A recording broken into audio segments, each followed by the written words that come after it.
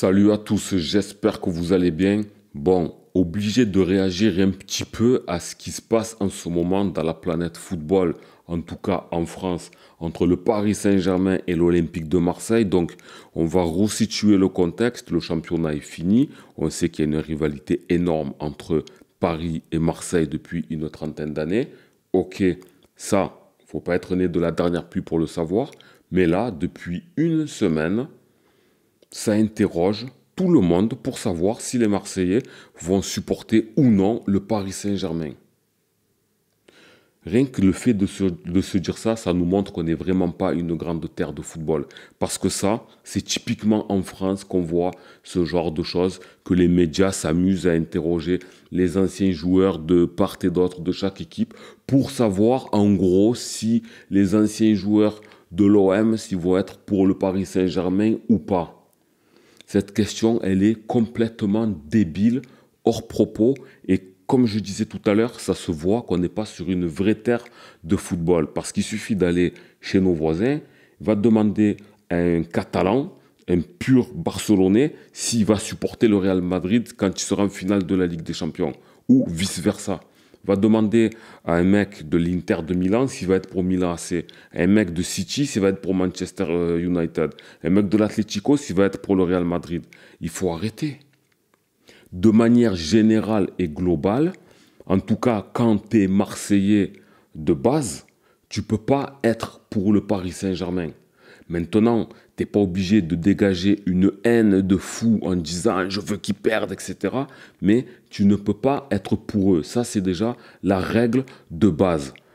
Parce qu'aujourd'hui, quand tu es Marseillais, ben, tu n'aimes pas Paris, donc tu ne veux pas les voir gagner. Comme eux, ils ne veulent pas te voir gagner. Mais de là, maintenant, à être pour l'Inter de Milan, il y a un monde. Moi, l'Inter Milan, je n'ai pas oublié les banderoles qu'ils ont déployées sur les Marseillais. Ils ont un contexte social qui est quand même assez particulier dans leur tribune. Donc, je ne serai ni pour l'un ni pour l'autre. En plus, vous mettez les gens dans l'embarras. Il y a des gens aujourd'hui qui vont dire, comme Didier Deschamps, tu vas lui poser la question pour savoir s'il va être pour le PSG ou pas. Vous posez la question au sélectionneur de l'équipe de France qui est censé être le garant, limite presque, de toutes les équipes qui sont en France. Ligue 1, Ligue 2 confondues, parce que c'est le sélectionneur. Et la plupart des équipes qui va sélectionner, bon, il y en a beaucoup à l'étranger, mais il y en a beaucoup en Ligue 1. Il est censé être neutre. Alors effectivement, que c'est un ancien Marseillais qui a gagné la Ligue des Champions, qui a gagné des titres en tant qu'entraîneur, mais là, c'est le mettre dans une situation qui ne sert à rien. Ça ne sert à rien. Bien évidemment que lui, il essaye de porter le football français au plus haut, comme il l'a fait en gagnant la Coupe du Monde ou en faisant encore une autre finale. Mais bien sûr que lui, pour le football français, il voudrait voir une deuxième Ligue des Champions. Il s'en fout maintenant de l'OM, ça fait 35 ans qu'il y a joué. Donc après, on essaye de piéger des Zinedine Zidane, des situations comme ça. C'est propre à chacun. Comme après, demander aux gens, est-ce que vous allez supporter l'Inter ou... Oh frère, quand on te dit qu'à Marseille, il y a des gens qui achètent le maillot de l'Inter, non, c'est ridicule. Maintenant, on n'aime pas le PSG.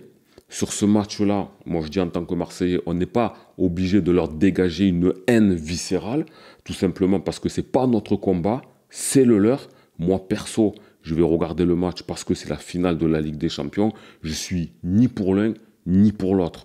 Je vais regarder un match de football pour voir les gestes techniques et me tenir informé de savoir qui c'est qui va gagner la prochaine Ligue des Champions. Mais aujourd'hui, poser cette question, je ne sais pas quoi ça va mener.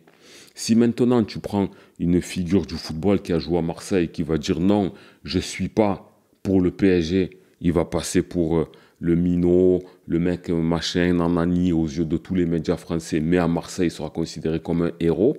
Et celui qui va dire moi je suis un peu plus football français, je regarde le palmarès, donc je vais me positionner quand même pour Paris, vous comprenez, c'est le football français, donc il faut faire avancer. Il va passer pour un traître. Donc, dans tous les cas, ça passe mal. Aujourd'hui, ceux qui doivent supporter le Paris Saint-Germain, ce sont les supporters du Paris Saint-Germain.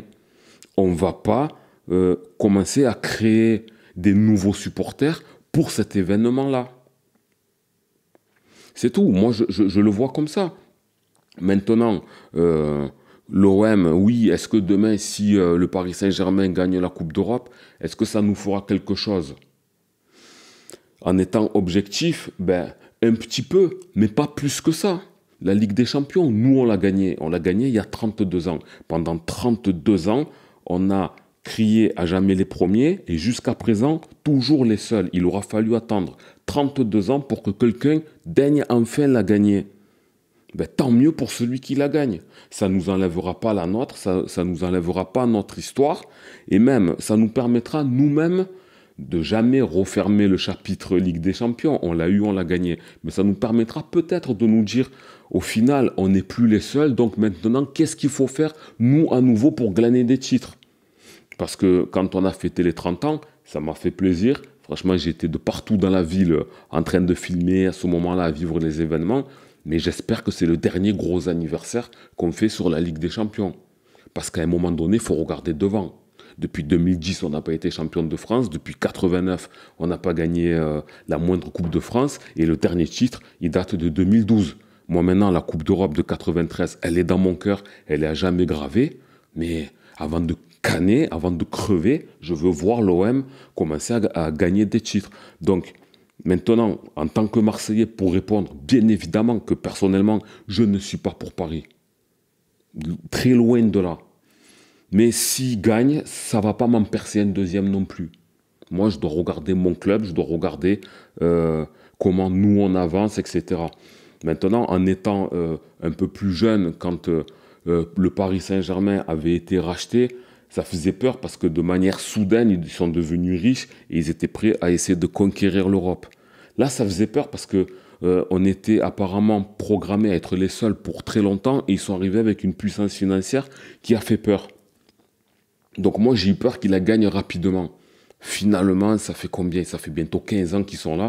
Et à l'heure où je tourne, ils n'ont toujours pas gagné.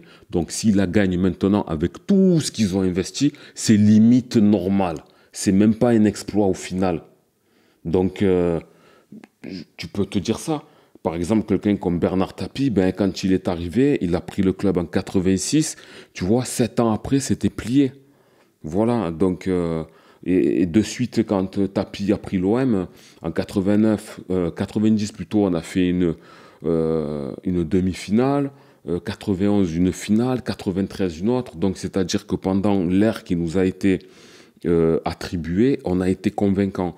Et le PSG, là, en quasiment 15 ans de rachat, ils vont faire leur deuxième finale. Et pour moi, la vraie première, parce que celle qu'ils ont fait en 2020, bon...